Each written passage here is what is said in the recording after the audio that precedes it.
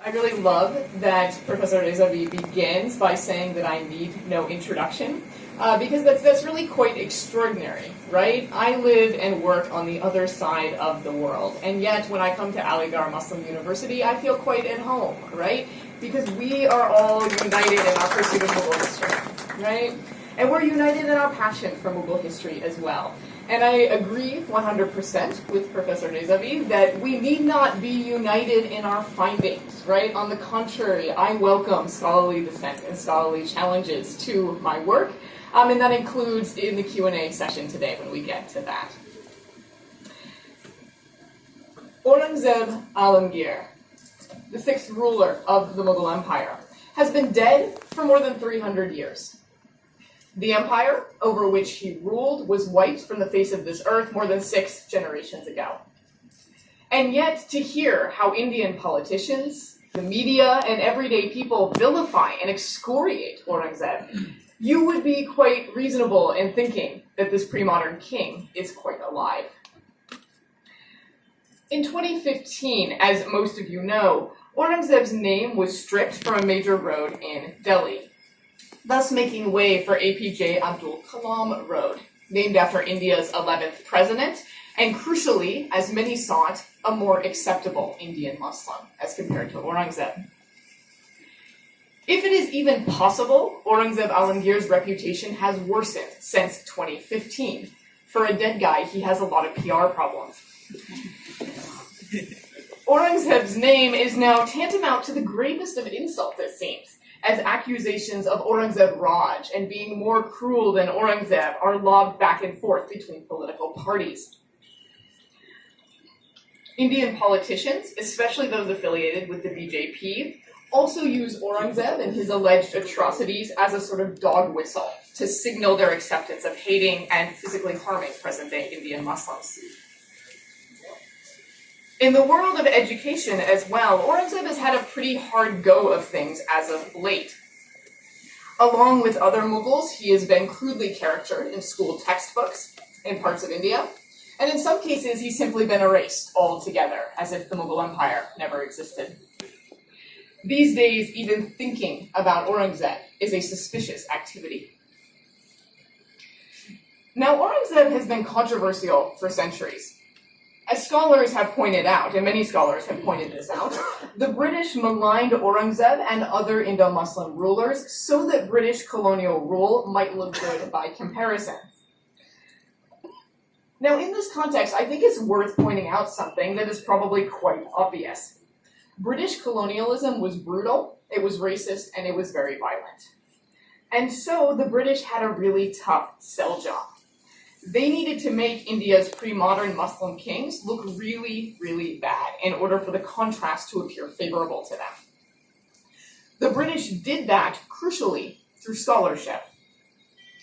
So for instance, in the 1860s and the 1870s, Henry Eliot and John Dowson produced the 8-volume History of India as told by its own historians. Many have mistaken this series as objective, and that's because it contains translations of primary source text, right? What could be more objective than just putting the primary sources in front of you? But in reality, Eliot and Dowson selected excerpts specifically with the goal of showing Indo-Muslim rulers to be vicious despots. They did not hide that ambition, by the way. They were very open about it. So in his preface to Volume 1 of the History of India, for instance, Eliot openly extols the supremacy of the British colonial government over lazy, debauched Mohammedan kings, in his terminology, who he says emulate the vices of a Caligula or a Commodus. Eliot and Dowson's History of India is still cited with alarming trust by many today, and it really should not be. Relying on colonial propaganda helps us to explain why outdated and blatantly bad historical ideas about Aurangzeb Alamgir and other Indo-Muslim rulers continue to live on with the veneer of a scholarly basis. India's founding fathers often repeated the ideas of their colonial masters regarding Aurangzeb. So for instance, in multiple books, Nehru rebuked Aurangzeb as a bigot and an austere Puritan. Note especially the use of the term Puritan, a very Protestant-centric word. Nehru excoriated the sixth Mughal king. He said he was a dangerous throwback who put back the clock and ended up destroying the Mughal Empire in the process. Perhaps Nehru's most damning blow, and one that is often repeated today, was to pronounce Aurangzeb too Muslim to be an Indian king, thus positing a conflict between those two identities. To quote Nehru, when Aurangzeb began to function more as a Muslim than as an Indian ruler, the Mughal Empire began to break up. This sentiment that Aurangzeb was so awful that he literally tore apart the Mughal kingdom echoes, among others, Stanley Lane Poole's 1896 biography of the king titled quite openly, Aurangzeb and the Decay of the Mughal Empire. The seemingly unrelenting myth of Aurangzeb as some Islamist tyrant has long permeated many layers of Indian society. But one of those layers I want to call out and discuss explicitly, and that's because it shapes our present so powerfully, and that is Hindu nationalism. Hindu nationalism, or Hindutva, posits that India is and ought to be a Hindu nation, first and foremost. This prioritizing of Hindu culture and Hindu individuals is an openly prejudiced argument, with unfavorable consequences for non-Hindu Indians, chief among them Muslims. It is really quite unsurprising that the longer we have BJP leadership in India, the longer grows the list of assaults and murders of Muslims by those seeking to protect the Hindu Rashtra. As you and Aligarh well know, even earlier generations of Indian Muslims are not safe from the increasing wrath of Hindu nationalists. And I'm thinking here about the recent controversy over a portrait of Muhammad Ali Jinnah, which has hung at AMU since the 1930s, and no one cared much, it seems, for most of the last 80 years, but has suddenly served as a spark for violence earlier this year.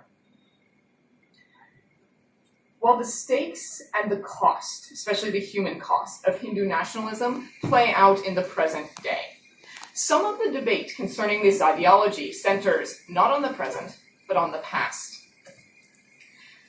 The crux of the matter, as I see it, is this. Hindu nationalists make a certain claim about the past, namely that Indian civilization is and has always been Hindu. That claim is absurd. Indo-Muslim history, by its very existence, and certainly in many of its details, indicates the lunacy and the sheer hatred of Hindutva. So in this sense, even a fictional tale, such as the recent, quite awful, I must say, film Padmavat, is threatening because it reminds us that stories about Muslims permeate both the Indian past and imaginations of that past. If fictional tales scare the Hindutvavadis, well then just imagine how much more dangerous they view real history, conducted by trained historians with sources, facts, and arguments to back up our findings. I walked right into this minefield when last year I decided to publish a historical biography of Aurangzeb Alamgir that seeks to explain this complicated king and his actions in causal historical terms. The popular reception of my book has been rather robust in India, I would say, and I will return to that in a bit. But first I want to share with you some of my research for the book, specifically my contention that Aurangzeb is best understood as a pre-modern Indian king who was pursuing his own particular vision